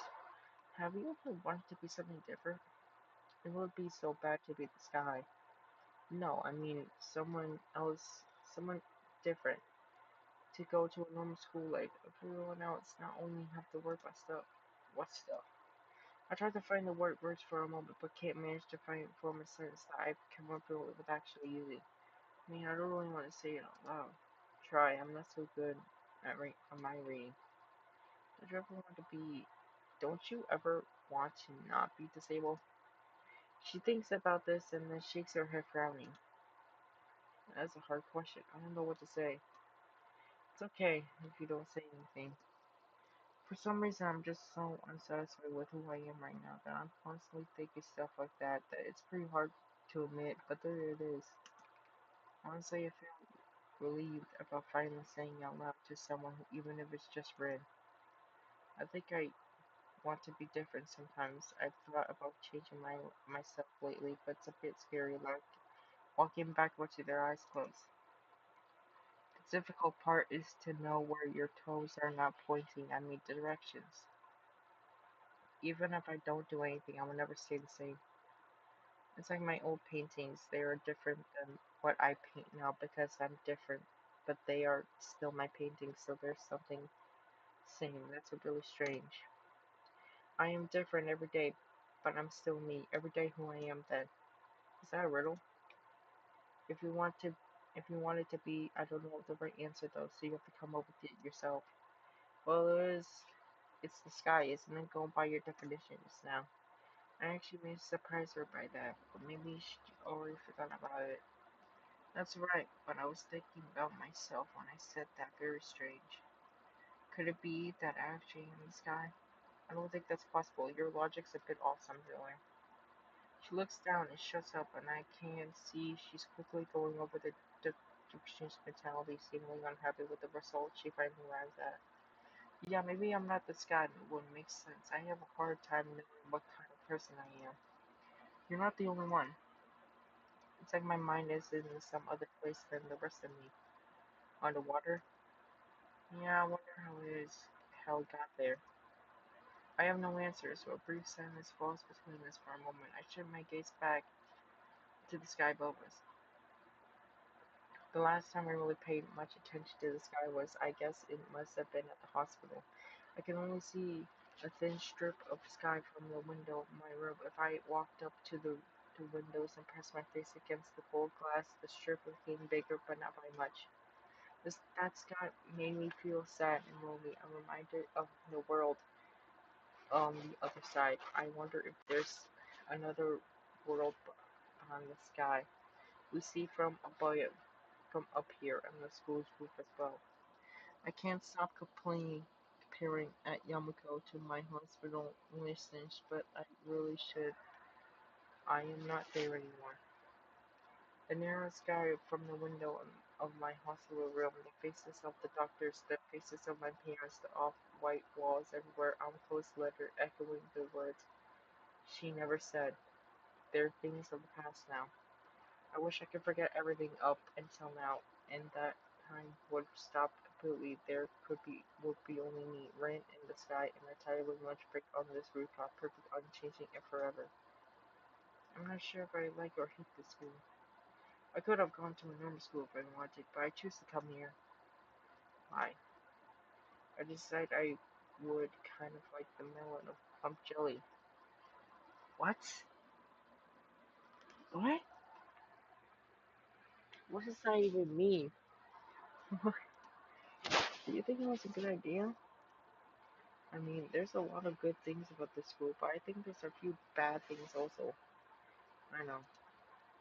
I kind of collect people's because they are interesting. Really here, interesting. People here are really interesting. Most of them, but not all. Some people can't take it. They hurt too much. It gets really bad sometimes. They hurt.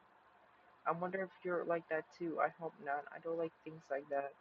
Hey, I'm not your case study, and I'm not going to give up or die or anything. Anyway, I meant more that this place is too distant for the real world. What's the real world? Everything out there, real people with normal everyday lives that fit together like a puzzle. You don't think we aren't like that, real people? Maybe we aren't. Well, no, we are. Rin thinks for a while, her almond-shaped eyes narrowing as she bites her lips a little, bite like a child. Is it is it hard to be disabled? Her question earns a dry chuckle from me. You tell me, you've been in the business a lot longer than I have. She thinks about that for another while. I don't really feel like that. I don't really feel that disabled. I mean, I do pretty much everything differently, but it's not that hard. I can always practice. I've started to practice food things this year. I think I want to learn to cook in a real kitchen someday. No, absolutely not. No, nope. Sorry, Rin. I'm not trusting you. Nope, nope. Never in the kitchen. Unless I'm mobile, but I don't think it's a state. It's just a state of mind. Maybe not to you. I have no good counter to that, so I could concern my butt falling silent. The situation is making me more and more confused. I know what I want, but don't know how to reach it. Rain seems to believe she can simply will herself into the shape she thinks she needs to be, but can't decide whether she wants to be a bird or butterfly. I think in the end I'm not really that happy with who I am either. But that doesn't mean I regret being who I am. That's the thing that's wrong with you, Hisho. Whoa, we are really close. I've only started to process the rather blunt statement before Rain suddenly hugs me. How? Like, how? How? What are you doing? I've never been hugged by a girl with no arms before. To be honest, it doesn't really physically feel like a hug. The awkward way she presses her body against mine and the lack of bracing arms makes it feel like she fell on top of me. But the warmth of a real hug is still there, and that's how I recognize it for what it is. I'm hugging you, Hisho. I know that, but is that wrong? I thought this is what you're supposed to do. I'm not really used to this kind of thing. The first time Emmy hugged me, I got surprised and kicked her in the stomach. What? Oh my god. What? No. Oh jeez. Okay. I guess don't don't don't mess with Rin or she'll get kicked in the stomach. Jesus. I kind of I kind of kicked her pretty hard, so she hasn't been hugging me an awful lot after that. It's not wrong, just no, it's just me. Things are a little bit harder for me for the time being. I can't seem to react properly to anything. Really? So it is hard being disabled after all. I guess she has me concerned there. I don't have the energy to start arguing it, but I feel like I have to get something out. Well, I know it's not hard. I think it's just overthinking things. I really wish I didn't feel so sorry for myself for the whole time. I wonder if I always was this fragile, or if I became this way after my incident. I had ever truly shaken my word like that before, so there's no telling. Rin presses her cheek against me tightly. I can feel the warmth of her body close against me. Her body temperature feels really high, as if she had absorbed the sunlight into herself and was now sharing it with me, or perhaps it's a natural state for her. It's the most comforting thing I felt in a long time. Well, your heartbeat really does sound like a weird. It's like a drunken percussion orchestra. Please don't say stuff like that. I get really uncomfortable. I laugh at her comment anyway, in an attempt to ease the tension. It sounds a pretty bit forced. Too forced. Man, I'm sorry. I'm such a mess. It's okay. It's the best part of you. Hearing that doesn't make me happy. When she breaks up the hug, it settles down and awkward silence feels upon us, like a blanket, me feeling embarrassed about myself and Rin trying to erase her expression to something she likes. One last time I glance upwards.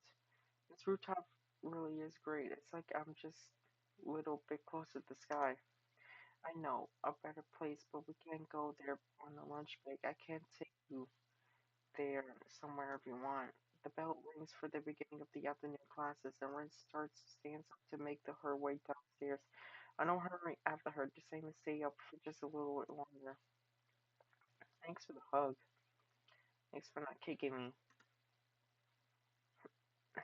Um, yeah, of course. I don't hit girls. After Ren leaves, I finally let tears roll down my cheeks and cry for my condition for the first time and only time in my life.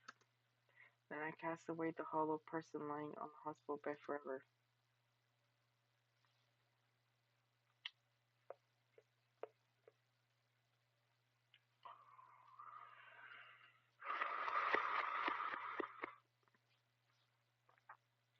2 days later, I'm feeling less miserable. I even go for a little brisk, healthy walk like the nurse recommended, something which I had avoided and dodged with all sorts of excuses earlier. I feel more active in classes as well, delighting in science slash homeroom, teaching Mr. Muto with correct and partially deliberate answers.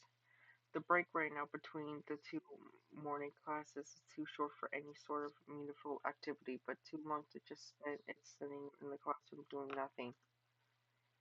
Going out into the hallway isn't much better, but flexing my stiffened muscles is a better use of time, letting them get even stiffer by staying seated. The door of the neighboring classroom's door open, and the students of the class 3-4, emerged to further fill up the already semi-crowded hallway. It seems the teacher kept them in for a few extra minutes. Emmy is among them. She noticed me noticing her, which almost makes me look away on reflex. I don't, however, and Emmy smiles at as she skips towards me past the other students. Emmy looks pretty energetic, showing no signs of illness whatsoever. It seems she recovered from the cold. Hey, good morning. It's nice to see you back on your feet. Feeling better now? She looks fine to me, but I still feel compared to ask. Thanks, and yeah, I do. It was just a cold, nothing serious. Emmy laughs confidently as if so emphasized her condition. I wonder for a moment what it would count as serious in Emmy's book. She seems to be eager to put the topic aside, though.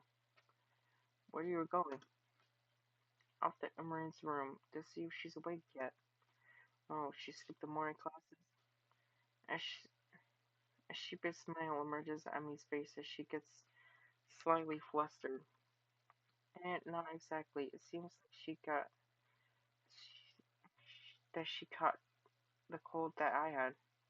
Sorry to hear that. Well, she was out in the rain on Sunday with us after all, and I saw her on Monday. She was feeling a bit under the weather back then too.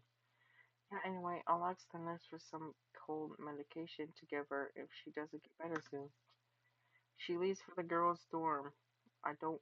I want to go with her to wish her well. I want to tell her that I'm better now too, but it doesn't feel appropriate. An unspecific feeling differs my thoughts away. Somehow I just can't summon the resolve to go in there. It's that way what this is what Monica went through when she tried to tell me what she felt.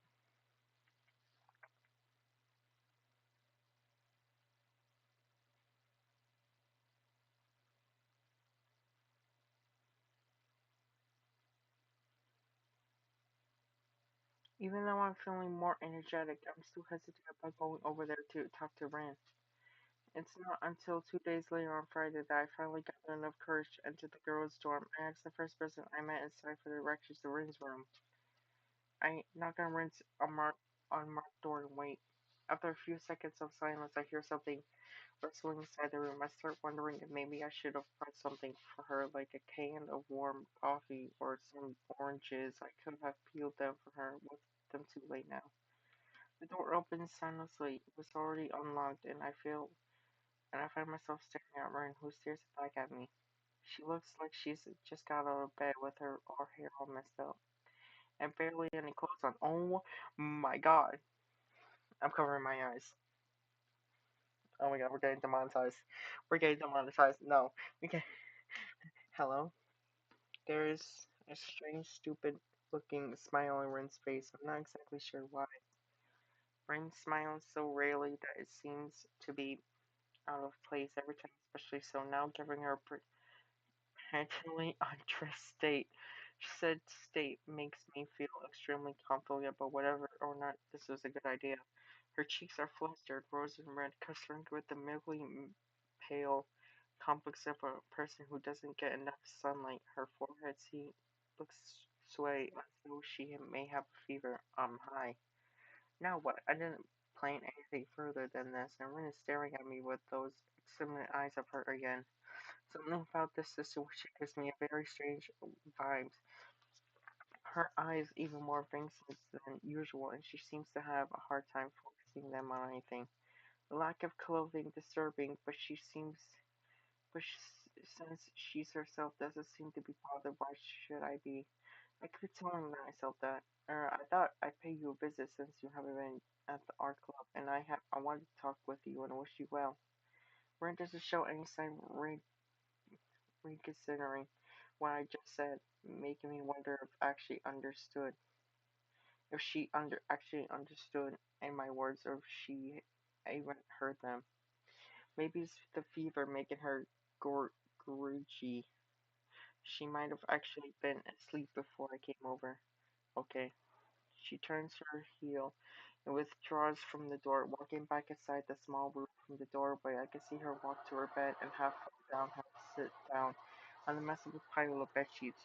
The open doorway seems to be more of an apocalypse in my mind than the closed door was. Since we're not seeing anything, I stepped through it into a room at least, but we're not gonna see it. So that way, I don't get demonetized, or this video doesn't get taken down. Oh, Ray's on her bed, leaning against the wall, leaving the only chair in the room for me. Oh my god, look at her room. Is that TV? And what is that? We gotta, we gotta analyze. Is that a Stanley Cup? Rin has a Stanley Cup. Okay, and that's a, that's a, that's a thing. That's a, that's a printer. This is, this is obviously a lamp. This is a, I think this is a TV or a printer machine. This is a, this is obviously notebooks.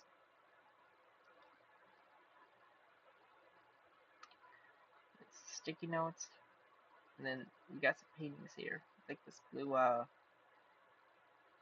think this is, wait, I think it's a mountain. And then we got this. This is uh, her bed.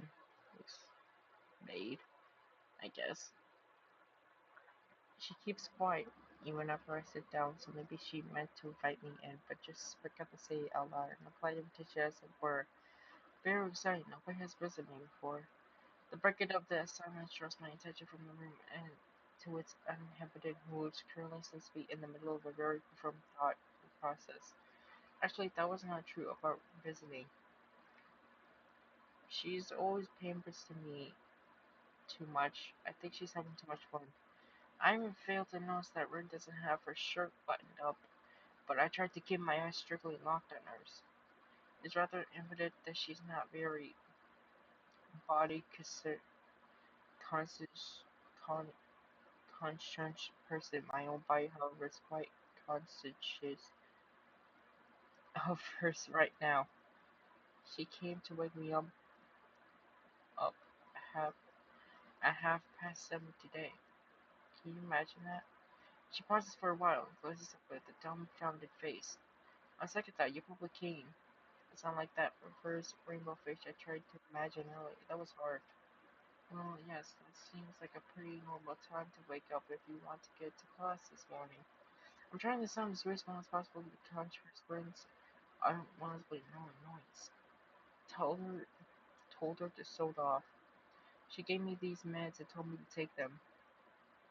I follow her eyes to the right table and then to the right pill sitting on top of it.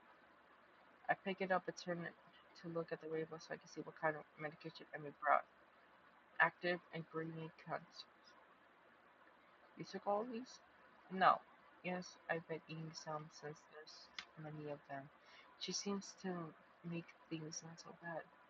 Actually, I think I'm feeling just fine. Her head lowers round and round, making it look like she's either trying to stretch her neck muscle or probably pass out. She took several of these pills. Can that be safe? Or at least it's bound to have some side effects, which I'm afraid I'm witnessing right now. I'm feeling just fine. I'm fine. Just someone take this buzzing away from my head. I can't take things straight. That no expression returns to my face. It's like many of those instinct things, or one real bad instinct thing, with lots of wings, very much color and everything. What's the word for those? Oh, never mind. I'm over it's butterflies. She smiles slightly at her last observation. A small pause in her monologue is not long enough for me to dare saying something. I could potentially but not likely sum to this discussion. I love butterflies. They're the best animals. Did you see any on your way here? Michelle? She utters my name as an afterthought, possibly to make clear that she is now addressing me instead of just speaking her mind. Two of them must be listening. This odd situation has left me speechless more or less since the moment Ren first opened her mouth. Now that she had herself doesn't seem to have nothing else to add. Silence fills the small room. It makes me glance around again and attempt to find something to talk about. Rin's room is about as small as mine. The big windows, which take up most of the wall, furthest from the door, opens to the east just like mine. It looks very normal, which strikes me as strange. I expect something more different. About a dozen paintings, most of them Rin's signatures, abstract style, and a few are posters, are taking up almost all of the available wall space, but that's about the only real difference between her room and mine. The room is not exactly aesthetic, but it doesn't look like what I expected from a girl's room either. A faint smell of art of paint and paper is floating in the air. It's the same smell of the art rooms has.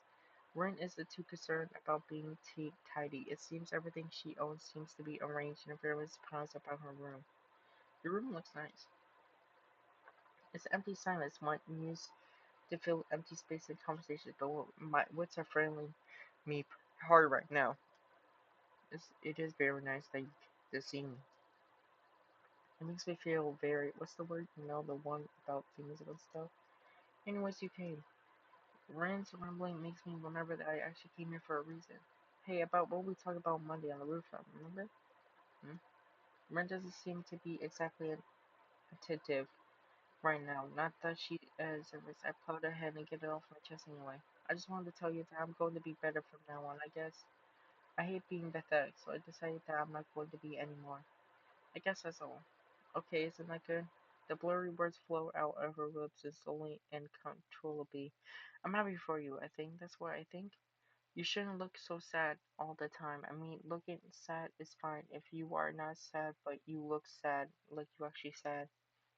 That's not good. Are you going on some training camp where they make men out of boys, or mountaintop medication? No, I don't think so. Oh, I guess that's fine too. The sentence come out of her mouth and probably her brain at one at a time, with a small pause between each and making her gibberish hard to understand. I just think it seemed like a good idea. Maybe it's not. Ring finishes with one more line to say the last word for herself in an expressive display of what I can only describe as mental shadow boxing. Well, I'm embarrassing myself. Might as well tell you that I'm sorry that I said some stupid things to you last week. It's your own business to decide what you're gonna do. She seems to not register my words first, but the understanding lies in her eyes, and she waves her head around in a way that could be interpreted as anything. It's okay. I probably said stupid things too. It's just sometimes a bit hard to keep my thoughts the way I like them. They are not very straight, unless at least most of the time. Not that I want to have them straight. I just wish they were at least in some shape. Round is fine too, but I need more definition. My thoughts are very messy. Messy. Whoa. She repeats the words wonderingly, then flops down on her bed and nestles her head against her pillow, shutting her eyes. Enough tired. You should go. I'm going to sleep again. She opens one of her eyes to look at me. Was it was it was it you who likes to look at sleepy girls or something? Maybe there are way too many of those. I can't remember. You can stay if you want. No, no, I leave. I have to do homework anyway. I stand up from the chair and take a step towards the door. Wait. Her request stops me in my tracks. Not that I tend to scoot off right away. I look over my shoulder at the girl laying on my bed again with the strangest kind of smile in her future. She's smiling? She's she's smiling. Oh, what? Am I in the right timeline? Do I do I exist? Because Rin is smiling. She's smiling. What? She should smile more often. I could walk you to the door. It's the least it's the least a gentleman could do. Rin goes like a little kid, making me beyond absolutely certain that she took far too much of her cold medications today. I've always wanted to say that. Slowly and with difficulty, Ren first rises to a sitting position again. Then she stands up with more difficulty, more slowly still. Ren is standing, although barely. It looks like she has trouble keeping her usual distance balance again, probably a side effect of the medication. She takes an unsteady step towards me and then another smaller one as she notices that it's not a good idea to try to take big steps. I feel my muscles tense as I prepare to catch Rin if she falls down. Oh! Oh! Oh my god, dude! What? A kiss scene already? It's only Act 2. What? Oh my god. Woo! Yeah, that's what I'm talking about, bro. She managed to take two more steps before she fell once against me. To my surprise, neither her downwards momentum nor slight height deference are able to stop her from pressing her heart-shaped lips squarely against mine. As our lips part after the confusing moment of nothing but the taste of red, I look down at her, trying to find some explanation for those bodily events. The Emperor's good smile of a madam burners that runs once again, and I wonder if I will remember this tomorrow. I am absolutely stumped about how to respond. Rin takes a step backwards, separating her own body from mine, and making me only now realize that they were even connected in the first place. The second step is actually a fall backwards, luckily straight onto our bed. The soft thuds Rin's dead body makes me against the mattress break the silence. Oh, phew. Whew. I move quickly over to her to see if she's hurt herself, only to be met with a peaceful face of dreaming. Rin sleeps. She's lying directly across the bed, somehow managing to have simultaneously fallen asleep while standing up and falling down in the way that she did into herself. Fool's luck. I tuck Rin in, covering her with the sheets as well as I can. She feels very light, even though I'm not that strong. I stand up to look at her, the oval-shaped face, the dark eyelashes shut against the fierce cheeks, the slender body covered with the pale cheeks. Rin sleeps. Conflict pros chain beside me. I think about calling a nurse to keep an eye on her, but decide against it. After taking one more glance at her peaceful face, I decide she'll be fine. I two pockets of remaining sleep pills, though. I exit the room and close the door, silence behind me. I exhale deeply, only now realizing I had held my breath for that bitter part of a moment. Taking a moment to relax, I try to calm down my heart racing like a jackrabbit.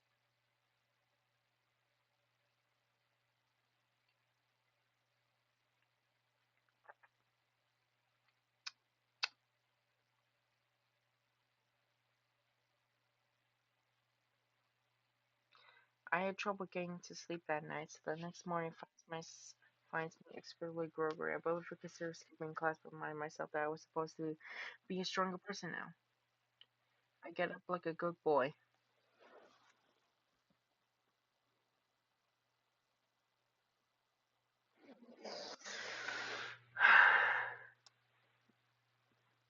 Oh, what is this game, dude? I put on my uniform that make me my way to the main school building exiting without eating breakfast. I sit in my seat in classroom 330, waving a greeting to Misha and Shishu like I do every morning, and let the day wash over me. The afternoon classes are always longer than those in the morning. This is true regardless whether I count it by the minute or by the number of donuts drawn in my notebooks. Today I'm especially distracted, and as I keep thinking about Marin,